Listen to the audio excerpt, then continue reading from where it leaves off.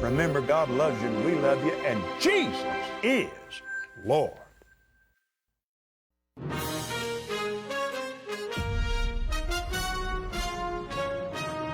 Welcome to Victory News. Thursday, January the 9th, 2025. I'm Greg Stevens, along with Mike Garofalo, Fiora Hernandez, and Tim Fox. And here are a few of the stories that we're watching for you right now.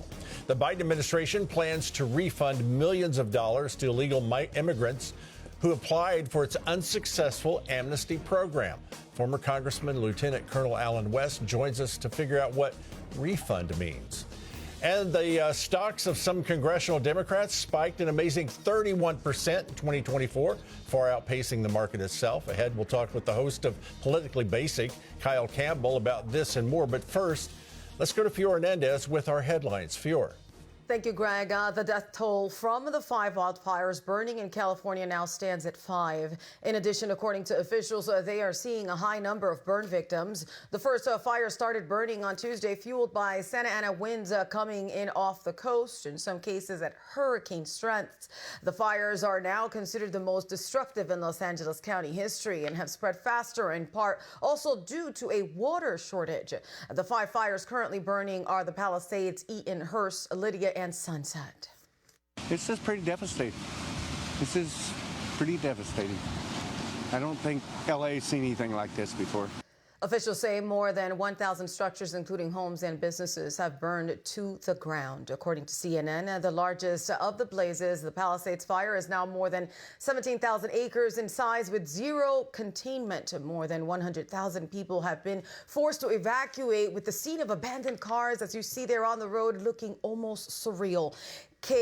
KCAL News correspondent Jasmine Veal reported not seeing any firefighters on Sunset Boulevard Tuesday as she encountered an elderly couple fleeing their home. And she looked at me with tears in her eyes and she just said, "Where are the firefighters to save our home?" Los Angeles Mayor Karen Bass, a Democrat, is being criticized for cutting $17 million from the city's firefighting budget for fires. Not surprisingly, some are calling on her to resign for being in Africa on a political trip as the flames raged. Watch as Bass is confronted by a reporter at LAX airport upon returning on Wednesday. Do you owe citizens an apology for being absent while their homes were burning? Do you regret cutting the fire department budget by millions of dollars, Madam Mayor? Mayor Bass did not say a word. And a blast of winter weather is moving across North Texas today. According to Victory News meteorologist Captain Tom Amis, a winter storm warning is in effect for the DFW Metroplex through early Friday. Snow and sleet accumulations of 2 to 4 inches are possible nationally. The developing winter storm will also produce snow, freezing rain, and sleet over parts of the southern plains and lower Mississippi Valley today. Santa Ana winds will continue to produce a critical risk of fire weather over parts of Southern California today. So we pray. Mike? Fiora, a little more than a week after the Biden administration announced 2 weapons deals for Ukraine totaling $2.47 billion. The Associated Press reported on Wednesday the U.S. military will be giving Ukraine an additional $500 million in weapons before Joe Biden leaves office. The report says Defense Secretary Lloyd Austin is expected to make that announcement today during his last trip to meet with the Ukrainian Defense Contact Group. The Biden administration plans to refund millions of dollars to illegal immigrants who applied for an unsuccessful amnesty program. According to the Daily Caller, United States Citizenship and Immigration Services intends to refund $580 each, nearly 100,000 illegal immigrants who applied for citizenship through marriage to U.S. citizens. And this program was deemed illegal by a court. Immigration Services says applicants deserve reimbursement for services they were just unable to use. Joe Biden issued an executive order to let migrants stay in the U.S. while applying for legal status. Supporters called it a humanitarian move, but some states sued, arguing that existing immigration laws already make a way for this. The court upheld current immigration laws restricting the president's power to use executive orders to impact immigration. Fiora. Mike, the Department of Energy's Office of the Inspector General released a report Wednesday revealing Energy Secretary Jennifer Granholm spent more than $100,000 on an electric vehicle road trip. The report focused on a 2023 summer road trip meant to boost EV enthusiasm, where Granholm and her staff shelled out $125,000 in taxpayer funds on pricey hotels and other expenses, higher than allowed lodging reimbursement amounts, and inaccurate information on several reports prompted the House Oversight Committee Chairman, Kentucky Congressman James Comer, to seize the report as proof of, quote, serious waste, fraud, and abuse. Comer had requested the Energy Department's Office of the Inspector General probe the matter. President-elect Donald Trump met with Senate Republicans on Capitol Hill on Wednesday evening. Here he is commenting on upcoming legislation, which will include extending tax cuts and money to secure the border. It was a really good meeting, very strong, and we'll get something done. One bill, two bills, doesn't matter to me. They're going to work that out, but the end result is going to be the same. While on Capitol Hill, the Trumps also spent time paying tribute to the late President Jimmy Carter, who was lying in state. Greg? As wildfires torched the Los Angeles area this week, it would be good to look back at 2018. That's when President Trump visited California in his first term to survey the damage of a wildfire and address the need to clean up the forest floor across the state. Gavin's committed. We're all committed. I'm committed to make sure that we get all of this cleaned out and protected. We've got to take care of the floors, the floors of the forests. Very important. Apparently, that wasn't the commitment from leadership. The 2022 California Wildfire and Forest Resilience Action Plan blamed climate change for the increase of both wildfire risk and intensity.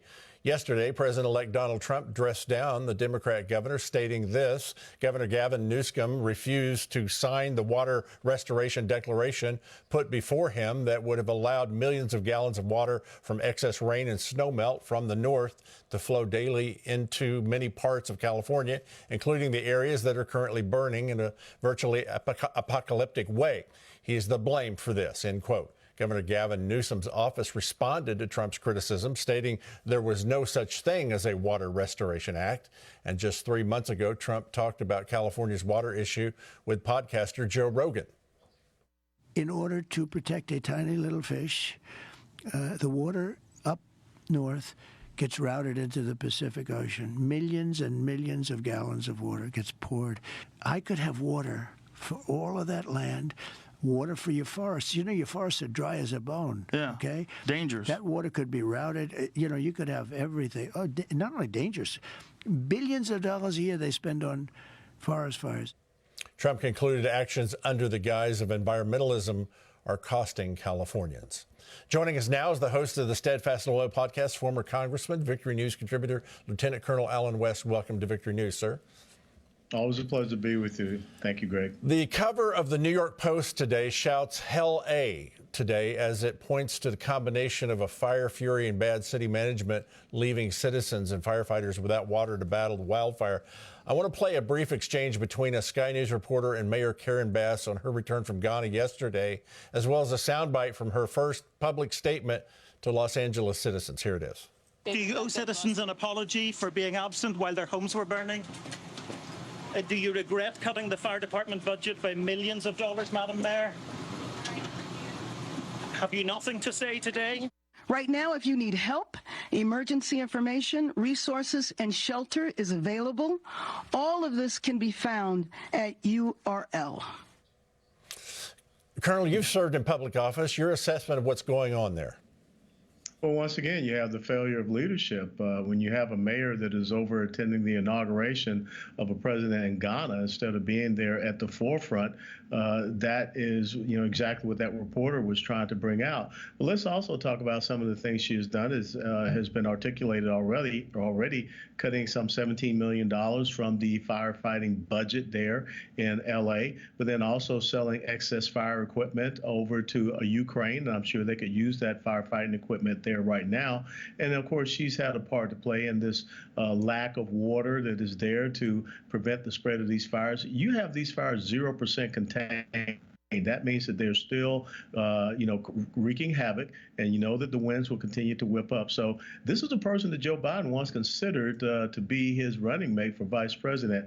But this just goes once again to show that California is a state full of incompetent and failed leadership. Okay, in no way are we minimizing the suffering that the people are going through. We're just looking at the leadership now. There are still people, Colonel, in western North Carolina are trying to recover from the flooding and from the hurricanes there. Do you think the people in Los Angeles will get the same slow response and a $600 check to rebuild? Well, let's not forget the Maui fires as well and the lack of a response there. And so, yes, I think that you're going to see another problem there in western North Carolina. And back in November, December, I took some time to go there and be with some of the people and support them as they went into the Thanksgiving and Christmas season. You know, FEMA just opened up rented out a brand new office building facility in the Research Triangle in Durham, North Carolina, in order to support the people that are there in Asheville. That's about a 6-hour drive, considering some of the highways that still may be closed. So why would they not put FEMA closer to where the action is? And, look, have them living in temporary shelters or even tents. This is, again, a reflection of how this government, this administration, does not know how to focus on taking care of the needs of the American people as they face these hard tragedies. Okay, New York Court of Appeals denied Donald Trump's motion to stop his criminal case sentencing, which is scheduled for tomorrow. His legal team is awaiting a ruling from the U.S. Supreme Court on the emergency motion to stay his January 10th sentencing. Do you think the Supreme Court will act? And why do you believe Judge Marchand is so motivated to get this done?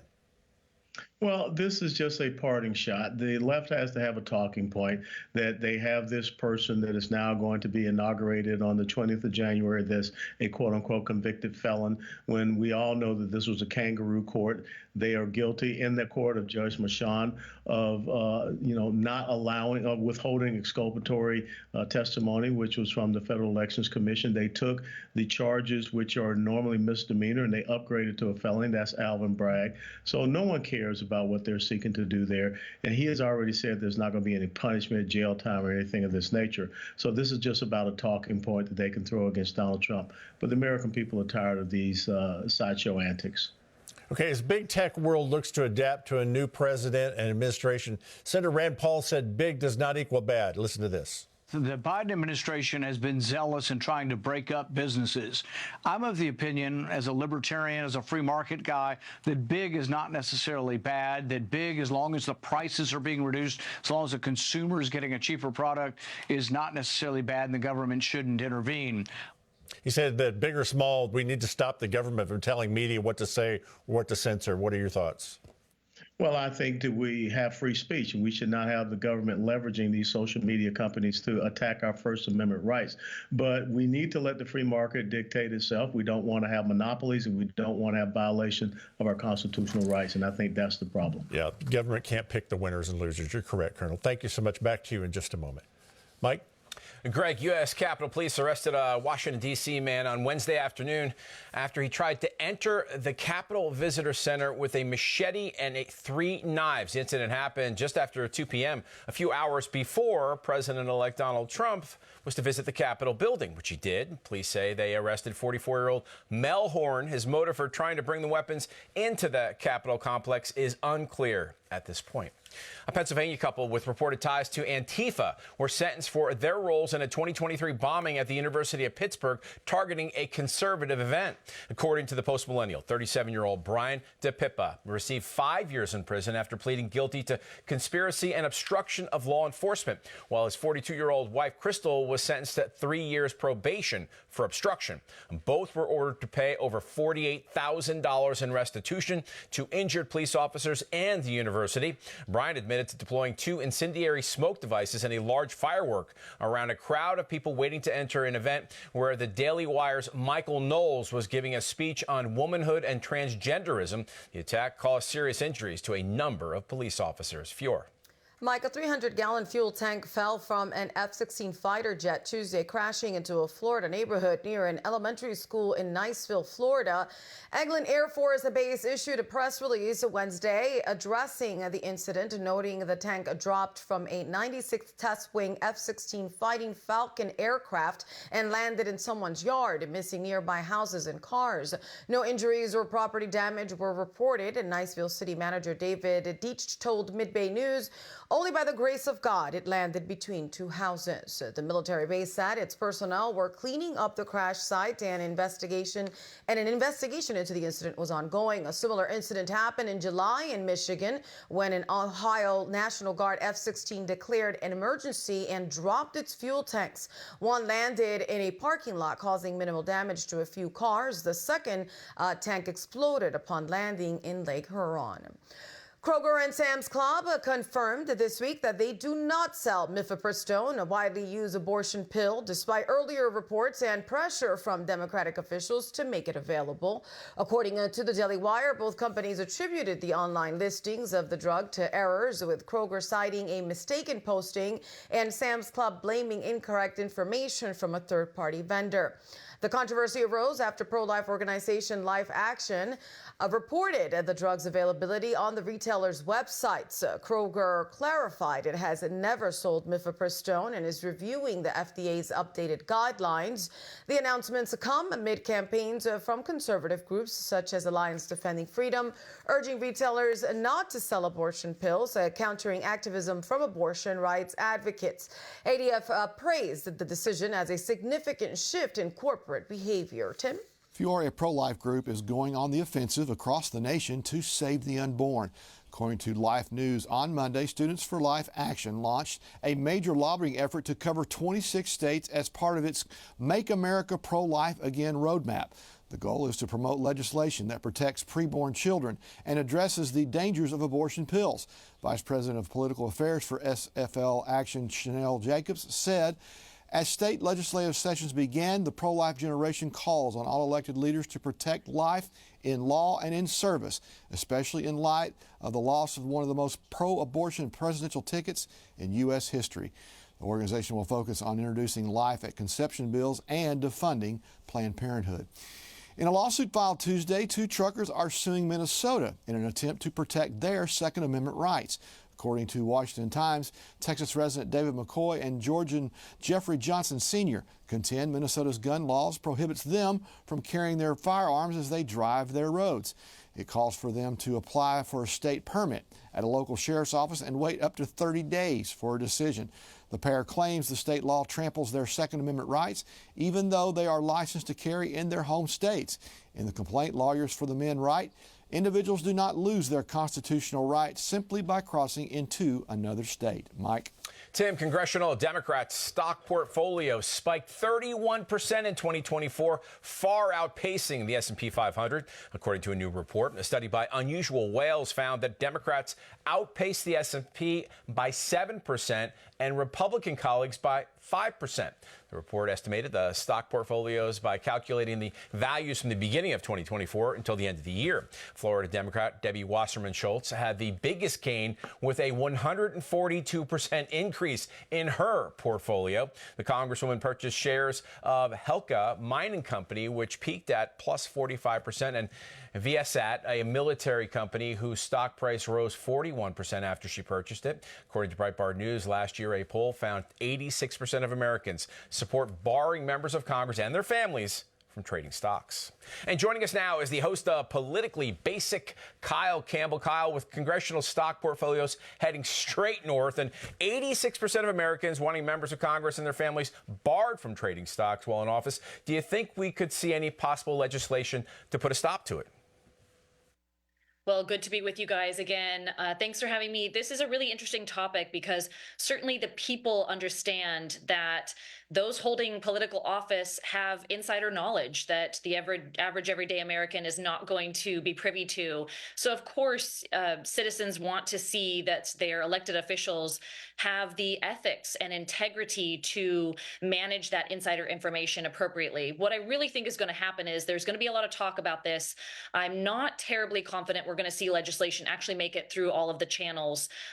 Chip Roy is really a leader in this, wanting to push it forward. I think it's the right thing to do, but I would be pleasantly surprised to see if legislation makes it all the way through on this issue. Kyle, conservative CNN commentator Scott Jennings set off Democrat Representative Jasmine Crockett when he asked their panel if they think ordinary citizens are worried about fire departments not being diverse enough when their homes are burning down.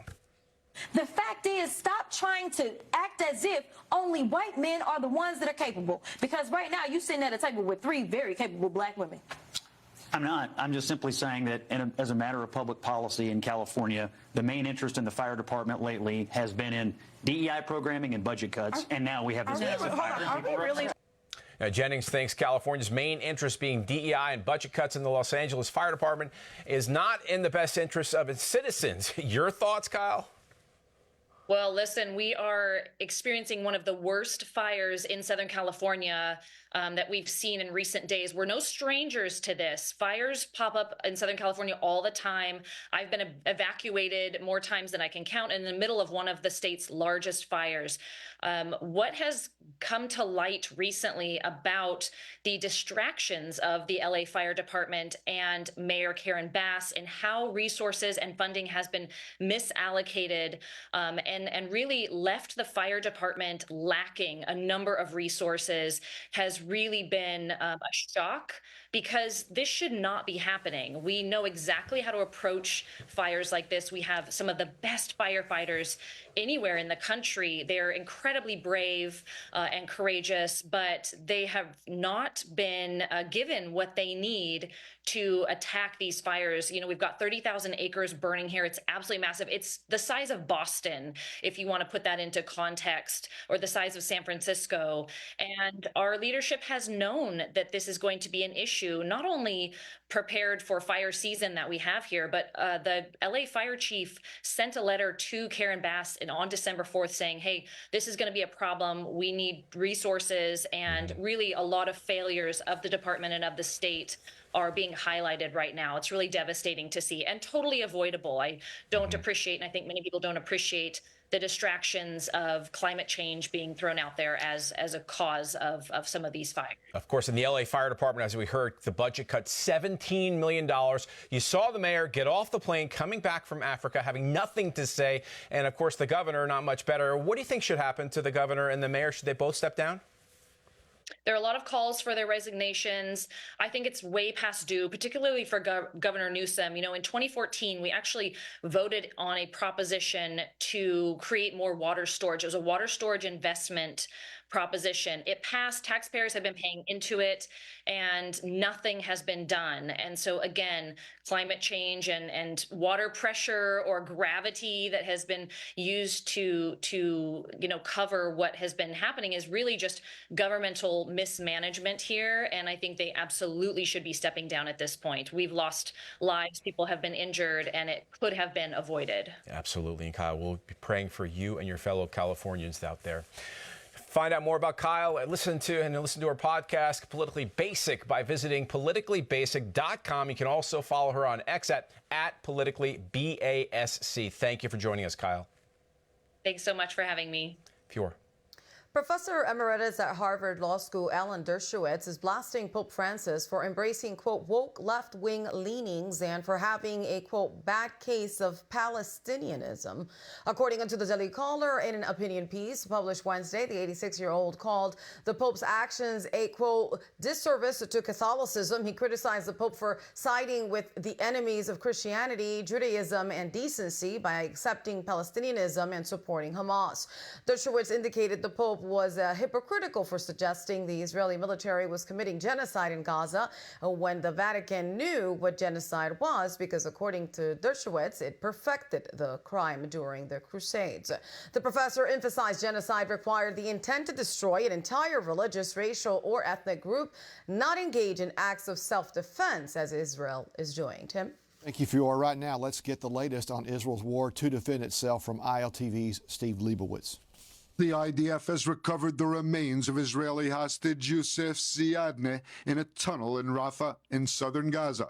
The 53-year-old Bedouin Israeli was abducted by Hamas terrorists on October 7th, along with his 3 children, Hamza, age 22, Bilal, 18, and Aisha, 17. The body of Hamza was also believed to have been recovered, but the identity has yet to be confirmed.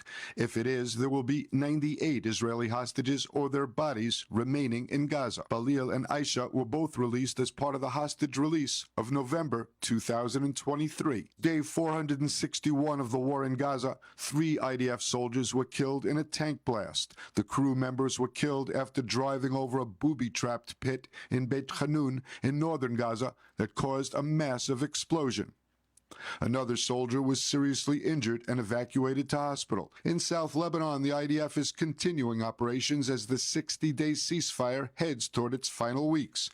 The IDF Northern Command has expressed doubts that the ceasefire initial phase will be fulfilled, with the Lebanese army replacing Hezbollah and IDF withdrawal back to the international boundary by January 26th. Steve Leibowitz for ILTV and Victory News. Thank you, Steve. Join us in continued prayer for the release of the hostages and the peace of Jerusalem. Greg? Illinois Democrat Senator Dick Durbin has penned a letter to Attorney General Merrick Garland stating, "I request that the Department of Justice publicly release opinions and manuals pertaining to the domestic use of the United States military. For decades, OLC has issued guidance on the circumstances in which the president may deploy the military within the United States, as well as what service members may do when so deployed. The request comes as Trump has said he will use the armed forces to help carry out the largest deportation operation the country has seen." Before we go, let's talk with Victory News contributor Alec West once again. Colonel, Senator Durbin did not ask for clarification during Biden or Obama from the DOJ. What role can the military assume in a border crisis?